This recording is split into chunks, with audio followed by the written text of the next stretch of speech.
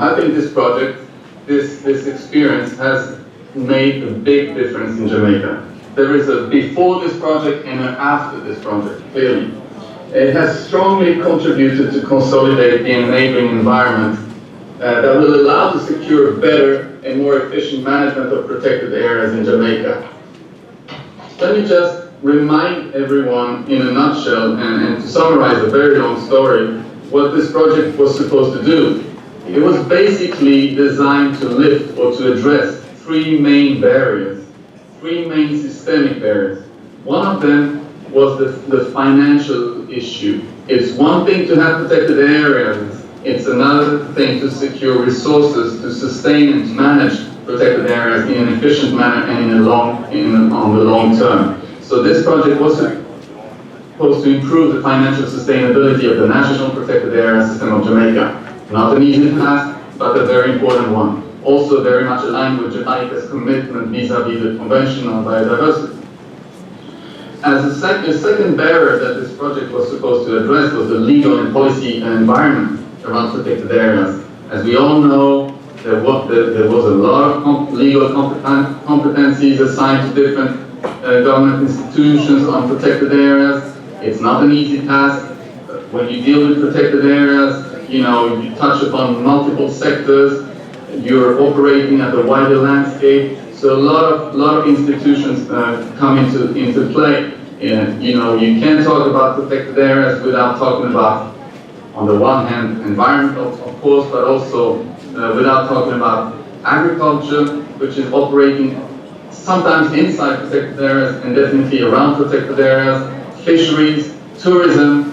We all depend, the water sector, we all depend on protected areas. And so this project was supposed to address the legal and policy issues around protected areas and try to consolidate a more comprehensive legal and policy framework. And the third barrier and the third issue that this project was supposed to address when it was designed back in early J4, if I recall well, was to improve planning and management capacities of the government. So as I said before, it's one thing to have protected areas, it's another thing to have the capacities in place to plan management of protected areas, to have the right personnel assigned to protected areas, to have management tools in place, to have operational plans, business plans, etc. So these were the big issues this project was supposed to address. And it was also designed with this idea, and Don and Black would know that, everybody from PNC would know that, and the NEPA would definitely remember. It was also supposed to support Jamaica fulfilling its commitment at the regional level, because I remind you that the government of Jamaica is an active member of the Caribbean Challenge Initiative, and as such, it committed to contribute to the regional goal of strengthening the network of protected areas in the Caribbean and to increase the protected area coverage in the Caribbean by 20%. That was the big goal that 8 countries committed to achieve back then when Jamaica and others joined the Caribbean Challenge Initiative. And this project was designed to support Jamaica fulfill that commitment as well and become an active member of CCI, the Caribbean Challenge Initiative, and be eligible to draw down resources from the Caribbean Biodiversity Fund, which was the financial mechanism that was established to support the CCI.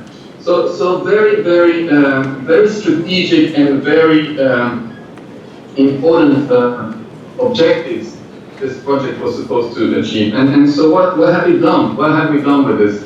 Well, as I said, I think this project has a big difference. And even though the journey has been complicated at times, we've experienced ups and downs, etc. But I think everybody was brave enough, and everybody was committed enough to stay on board and to steer this boat into the right direction. And today, we have in Jamaica a trust fund on protected areas that is established. It's established in 2014, it's there. It hasn't been issued, but we have it, and it's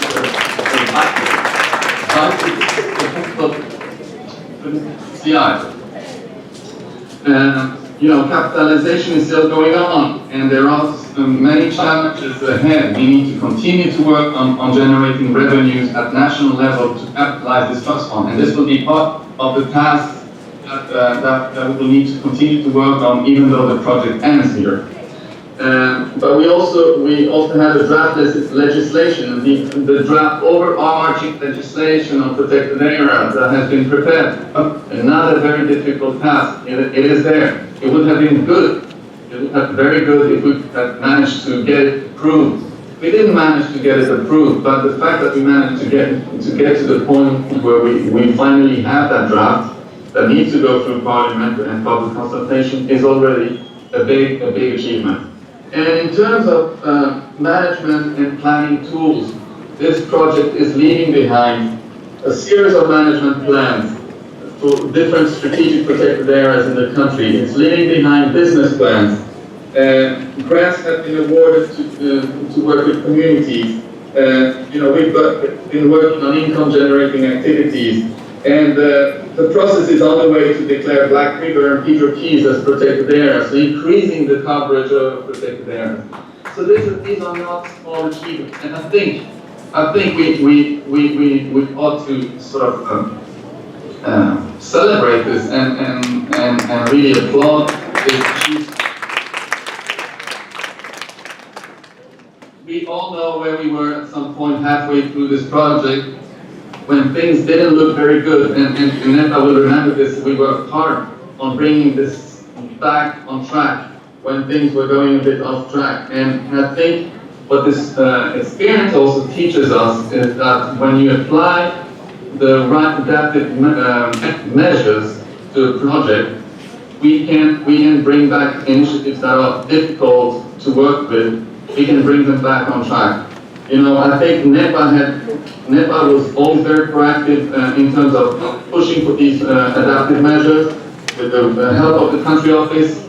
In Jamaica, we brought in technical expertise from outside. You remember Matt Turner, they've been very active role and helped us a lot, providing external technical advice, quality assurance. We looked at the major issues that needed to be addressed when things were not going very well. The country office established this practice of bilateral meetings every month. And, we reviewed carefully each year progress, we made recommendations in the PLRs. The steering committee was revamped, and it was made more agile and more simple to deal with, smaller as well, And we made adjustment in the project log frame. With NEPA worked very hard with that, together with all the partners involved. It's not only NEPA, many partners were involved in this, and too many for me to name right now, but you're open. And you adjusted as well the project management units to make it more efficient. And in the end, when things looked a bit difficult before the midterm review, we had the midterm review, we identified all the bottlenecks, and we basically identified what was most strategic to work on.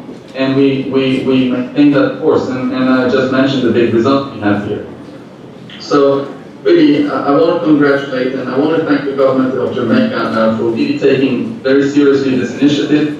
This corresponds to this was the GEF puts a lot of attention on their investments on protected areas, and I can say that this is probably a success story that should be told to the GEF. We need to be able to tell the story of this project, and we need to also learn from this experience as the government of Jamaica moves ahead programming on GEF 6 and GEF 7. It's not easy to run these GEF projects, but they are very strategic. They allow you to work on a number of systemic issues that you wouldn't find that funding otherwise. And I think we need to look at what's left to be done as well after this project. The project is ending here, but it doesn't mean that the work on protected areas is ending here. In fact, it's starting here, and we will need to be proactive on addressing the remaining issues. I did mention earlier that there is a need to increase effort on working on the financial architecture in Jamaica that will generate national revenue sources for protected areas, that will feed into the trust fund. beyond the resources coming from the Caribbean Biodiversity Fund. I'm really talking about the national architecture that will generate funding at national level. For that, we need to work with the tourism sector, we need to work with the private sector in general, and continue to innovate. That would be very important, especially if Jamaica wants to continue to work proactively with the Caribbean Biodiversity Fund. That would be an important sort of condition. So all this will need to be part of the exit strategy. The draft legislation, in the draft legislation, we need to make sure that it will pass through Parliament. So obviously this is not something that can control that easily, but we need to make sure that in the exit strategy, we will sort of plan for the follow-up on this and for the monitoring of that particular aspect. It is key. And JEF 6 is here, JEF 7 is around the corner. JEF 7 will start in about a year and a half.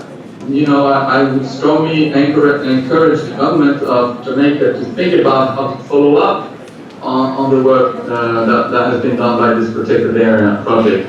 It has certainly contributed a lot to strengthen the discussion on resilience. When you work on protected areas, you are strongly contributing to the development agenda of the country. This is an important aspect of our work I would like to highlight. Very often it sounds like working with protected areas is sort of a luxury issue, protecting a few butterflies and a few birds here and there. No, it's very important that we continue to position protected areas on the agenda of national priority. Jamaica is an island. It depends very heavily on its ecosystems and its protected areas for water recharge, water conservation, in terms of buffering from extreme climate events, and it provides ecosystem goods and services to a large number of people. A lot of people have their livelihoods directly depending on protected areas. So it is very important that we continue to be proactive and that we advocate for the role of protected area and within the national priorities.